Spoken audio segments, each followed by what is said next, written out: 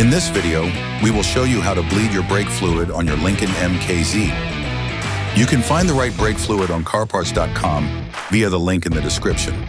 For safety reasons, we strongly suggest watching our video on how to jack your Lincoln MKZ safely.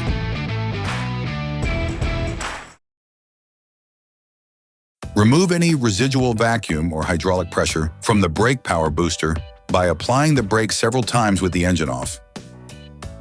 Open the brake fluid reservoir. In the case of a complete bleeding of the brake fluid circuit, you must start by emptying the used fluid using a pump. Then fill the reservoir with new fluid to the maximum level. It should be pointed out that there are multiple types of brake fluid, so make sure you use the type recommended by the manufacturer. When you bleed the brake fluid circuit, there is a bleeding order to follow.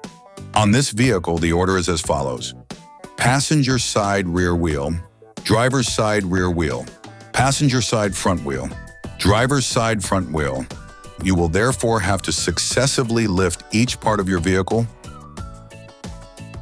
then remove each wheel. Once the wheel is removed, you have access to the bleeder located on the brake caliper.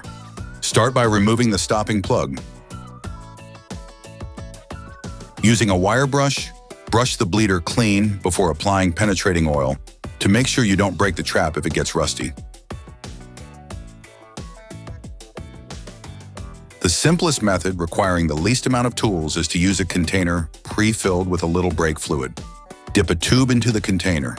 The brake fluid will prevent air from rising up the tube during bleeding operations. For the rear calipers, position a 10mm wrench on the bleeder. You can also use brake bleeder wrenches connected to a tube fitted with a non-return system, which prevents air from re-entering the circuit. With this tool, simply pump the brake pedal gently to evacuate the air from the system and replace the old fluid with new. Once the circuit has been bled, close the bleeder and remove the tool.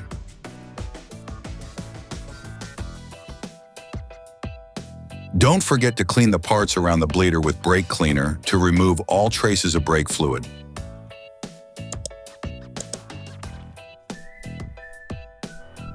For the front calipers, position an 8mm wrench on the bleeder. Then connect the other end of the tube to the bleeder. Before opening the bleeder, gently pump the brake pedal a few times to pressurize the system.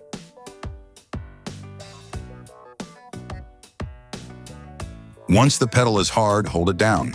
At this time, open the bleeder to let the brake fluid drain. As fluid escapes from the bleeder, the pedal is depressed. Only when the bleeder is closed can you release the brake pedal.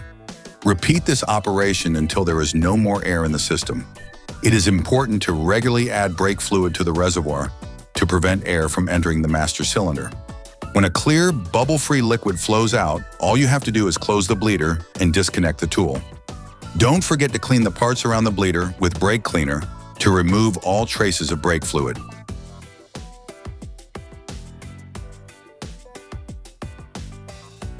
Once all four wheels have been purged, fill the reservoir with new fluid to the maximum level.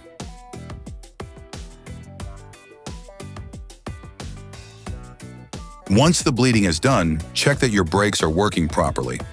The brake pedals should feel hard when pumped without being spongy.